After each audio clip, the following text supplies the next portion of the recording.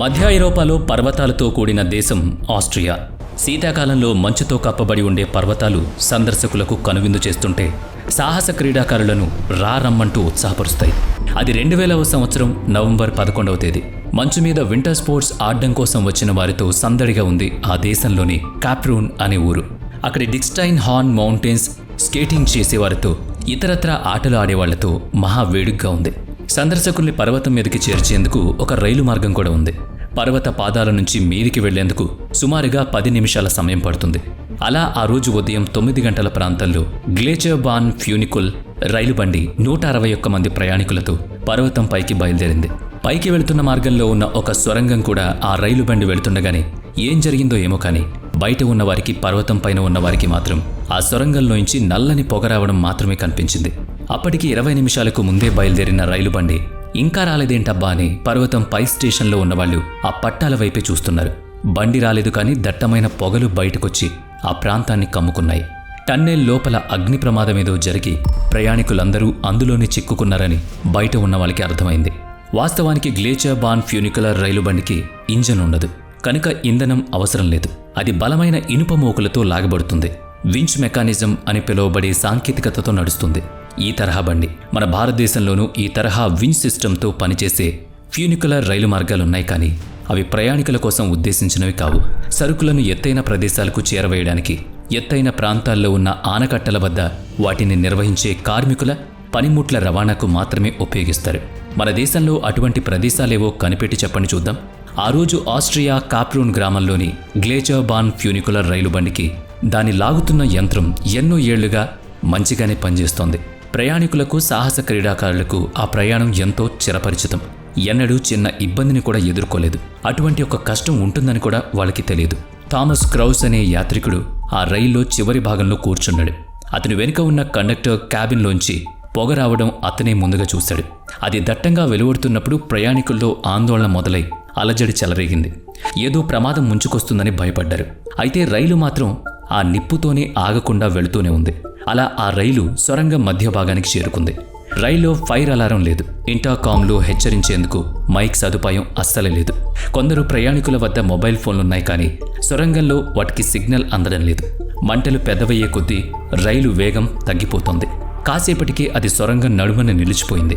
బహుశా తమను దీపమని చెప్పేందుకే బండి ఆపారని ప్రయాణికులు అనుకుంటే అసలు మంటలు చెలరేగినట్టు రైలు ముందు భాగంలో ఉన్న కండక్టర్కి తెలియనే తెలీదు. అప్పటిదాకా బండి ఆగిన తర్వాత కండక్టర్ అది ఎందుకు ఆగిందా అని చూడవచ్చాడు. ఆ మంటలు హైడ్రాలిక్ వ్యవస్థ ద్వారా రైలు ముందు భాగానికి చేరుకోవడంతో దానంతటా అవే బ్రేకులు వేసుకున్నాయి. రైలు బండిలో చిక్కుకున్న వాళ్లు తమ ప్రాణాలను దక్కించుకోవడానికి హైరానా పడసాగారు. ఎర్విన్ గోయిట్ అనే వ్యక్తి తన వద్ద ఉన్న స్కీ పోల్తో రైలు కిటికీ అద్దాల్ని బద్దలు చేయబోయాడు కానీ ఆ అక్రాలిక్ అద్దాలు పగలట్లేదు. చుట్టుముట్టిన మంటల కారణంగా పొగ కమ్ముకుని శ్వాస ఆడక ప్రయాణికులందరూ ఇబ్బంది పడుతున్నారు. దగ్గు, ఆందోళన, భయం. ఏం చేయాలో అర్థం కాని నిస్సహాయత. తప్పించుకునే మార్గమేది అనుకూలించక ఆ 161 మంది ప్రయాణికులు అల్లాడిపోసాగారు. కొందరు మైకం కమ్మి పడిపోయారు. ప్రమాదకరమైన పొగ ఊపిరితిత్తుల్లో నిండిపోతుంటే ఉక్కిరిబిక్కిరవుతూ కొట్టుమిట్టాడుతున్నారు. హైడ్రాలిక్ సిస్టమ్ పనిచేయకపోవడంతో రైలు పెట్టెల తలుపులు తెరుద్దామనుకున్న కండక్టర్ ప్రయత్నాలు విఫలమయ్యాయి. చివరకు అతను తన క్యాబిన్ తలుపుల్ని బలవంతంగా తెరుచుకుని బయటకొచ్చాడు. ఆ మార్గం గుండా ప్రయాణికులందరూ రైల్లోంచి కిందకు దిగారు. అలాగని ప్రమాదం నుంచి తప్పించుకోలేదెవరు. సొరంగంలో మంటలు, పొగ కమ్ముకున్నాయి. కిందకి దిగిన వాళ్ళంతా కొండపైకి వెళ్లే దశలో పైకి పరిగెత్తారు. అది చాలా పొరపాటని తెలుసుకునేలోపే నష్టం జరిగిపోయింది. మీరు ఫ్యాక్టరీల చిమ్నీలను గమనించండి. వాటి నుంచి వెలువడే పొగ పైకి పోతుంది కానీ దిగువకు నేల మీదకి రాదు. అక్కడ కూడా వాలుగా ఉన్న సొరంగంలో కమ్ముకున్న పొగ సొరంగం పైవైపుకే వెళ్లి ఆ చివరి ముఖద్వారంలోంచి వాతావరణంలోకి వెళుతోంది. తప్పించుకోవాలనే తొందరలో ఉన్న ప్రయాణికులు కూడా పొగ వెళుతున్న దశలోనే పైకి పరిగెడుతూ పొగతో పాటు వెళ్లారు. మీకు అర్థమైంది కదా, మంటలు, పొగ కూడా పై దిశగానే వెళుతున్నాయి. అంటే మంటల తాలూకు వేడి సెగలు కూడా ఆ దిశలోనే ప్రవహిస్తాయి. ప్రయాణికులు కూడా అటే ఎగబ్రాకుతున్నారు త్వరగా పరుగులు తీయడానికి. అదేం సమతల ప్రదేశం కాదు కదా. భయాందోళనతో, ఊపిరి సలపక, దగ్గు, కళ్ళు మంటలతో, రగులుతున్న అగ్ని తాలూకు వేడితో, తెలివి పనిచేయకపోవడంతో తాము పై దిశగా నడుస్తూ తప్పు చేస్తున్నామని వాళ్ళు గ్రహించలేదు. కార్బన్ మోనాక్సైడ్తో సొరంగం మొత్తం నిండిపోయింది. ఇంతటి ఆందోళన నడుమ రైలు బండి చివరి బోగిలో ఉన్నవాళ్లు మాత్రం పరిస్థితి తీవ్రతను త్వరగానే అర్థం చేసుకున్నారు. వారిలో ఒకరైన త్రోస్టన్ అనే అగ్నిమాపక దళ సభ్యుడు ఆ అందరినీ వెంటనే హెచ్చరించాడు. సొరంగం దిగువ ద్వారం వైపు, పర్వతం కింది వైపుకు నడవమని చెప్పాడు. వాళ్ళంతా వరుసగా చేతులు పట్టుకుని మెల్లగా కిందికి నడిచారు. వాళ్ళు బయటపడాలంటే కనీసం 600 మీటర్ల దూరం నడవాలి. ఆలోగా రైలు బండిని లాగే ఇనుప మోకులు, అంటే కేబుల్స్ ఏమాత్రం తేడా వచ్చి తెగిపోతే బండి కిందకి జారుకుంటూ వచ్చే ప్రమాదం ఉంది. అయితే వాళ్ళంతా సొరంగంలోంచి సురక్షితంగా బయటపడగలగాలి. ఆనాటి ఆ ప్రమాదంలో 155 మంది ప్రాణాలు కోల్పోయారు. వాళ్లలో ఆస్ట్రియా, జర్మనీ, ఇంకా పలు ఇతర దేశాల నుంచి సెలవులు గడపడానికి వచ్చిన వాళ్ళు చాలామంది ఉన్నారు. రెండో ప్రపంచ యుద్ధం తర్వాత ఆస్ట్రియాలో జరిగిన అతి దురదృష్టకరమైన సంఘటనగా కాప్రూన్ గ్రామంలో జరిగిన ఈ రైలు ప్రమాదం నిలిచింది. కేబుల్ రవాణా వ్యవస్థలో ఆస్ట్రియాలో జరిగిన మొదటి ప్రమాదం కూడా ఇదే. ఇంతకీ ప్రమాద కారణం తెలిసి వచ్చిందా అంటే, ప్రమాదం జరిగిన 4 రోజుల తర్వాత సాల్జ్బర్గ్ కోర్ట్ నియమించిన ఆంథోన్ మోర్ అనే నిపుణులు ప్రమాద స్థలాన్ని చూశారు. అగ్ని ప్రమాదంలో మొత్తం అంతా బుగ్గిపాలైందని, చాలా కొన్ని ఆధారాలు మాత్రమే లభించాయని చెప్పారు. అప్పుడు నిపుణులు అదే మార్గంలో నడిచే మరో రైలును ముందుగా పరిశీలించి చూశారు. ప్రమాదం జరిగిన ట్రైన్ లాస్ట్ కంపార్ట్మెంట్లో ఉన్న థామస్ క్రౌస్ తన వెనుక ఉన్న కండక్టర్ క్యాబిన్లోంచి పొగలు వస్తుండడాన్ని ముందుగా చూశారు కదా. అతను అదే విషయాన్ని కోర్టులో చెప్పాడు. రైలు నిర్వాహకులు చెప్పిన దాన్ని బట్టి సదరు రైలు బండిలో నిప్పంటుకునే అవకాశమే లేదు. పైపెచ్చు రైలు ఎలాంటి ఇంధనంతోనూ ఇంజన్ సాయంతోనూ నడవడం లేదు. అయినా మంటలు ఎలా పుట్టాయని పరిశీలిస్తే క్యాబిన్లో ఉన్న రూమ్ హీటర్ మూలంగానే మంటలు పుట్టుండాలని భావించారు. అలా అత్యంత అవకాశం ఉన్న ప్రమాద కారణాలను బేరీజు వేసుకుని తమ అంచనాల ప్రకారంగా ఒక నివేదిక తయారు చేశారు. రైలు బండికి 1993లో మరమ్మతులు చేసి ఆధునీకరించారు. అప్పుడు హీటర్ను అమర్చారు. ఆ హీటర్లోని హీటింగ్ పరికరం వదులై ప్లాస్టిక్ పొరకు తగిలి అగ్గి పుట్టింది. అదే త్వరగా కాలి మంటలు చెలరేగాయి. ఆ మంటలే హైడ్రాయిక్ ఫ్లూయిడ్ వంటి దహనశీలత పదార్థానికి సోకడంతో రైలు మొత్తం మంటలు అంటుకున్నాయి. దాంతో 150 మంది చనిపోయారు. మరణించిన వారి కుటుంబాల దుఃఖం తీరేది కాదు.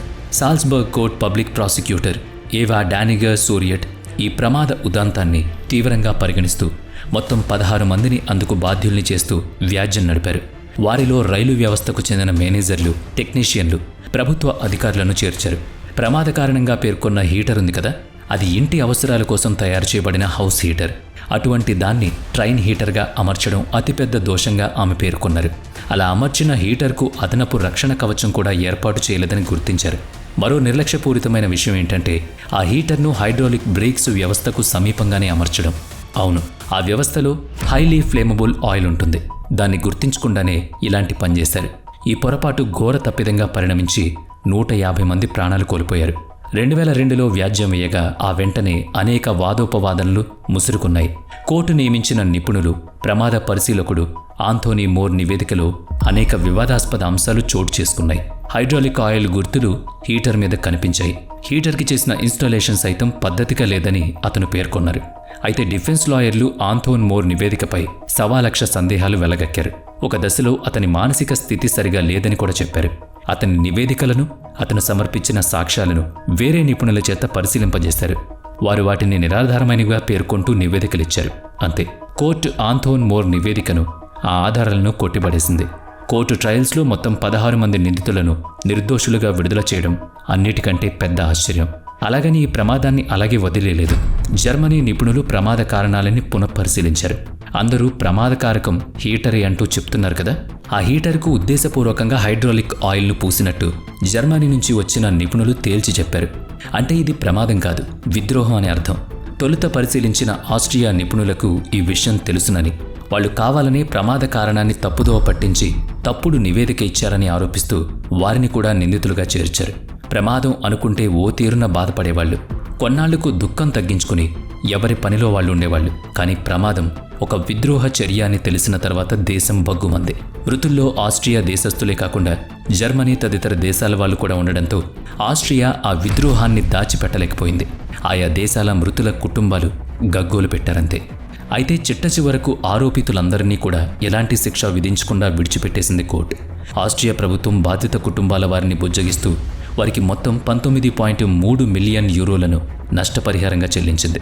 ఇకపై రక్షణ మెలకువలను పాటింపజేస్తామని చెప్పింది. కాప్రూన్ సొరంగాన్ని ఆ ప్రమాదం తర్వాత పూర్తిగా మూసేశారు. ప్రస్తుతం అది ఒక జ్ఞాపక ప్రదేశం.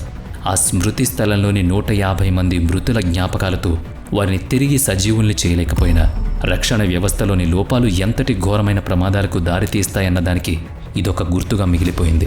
వీడియో నచ్చితే లైక్ చేయండి, షేర్ చేయండి. ఇప్పటి వరకు మన ఛానల్ని సబ్స్క్రైబ్ చేయనట్లయితే ఇప్పుడే సబ్స్క్రైబ్ చేసుకుని పక్కనే ఉన్న బెల్ ఐకాన్పై క్లిక్ చేయండి. నెక్స్ట్ వీడియోలో మళ్ళీ కలుద్దాం. Thanks for watching.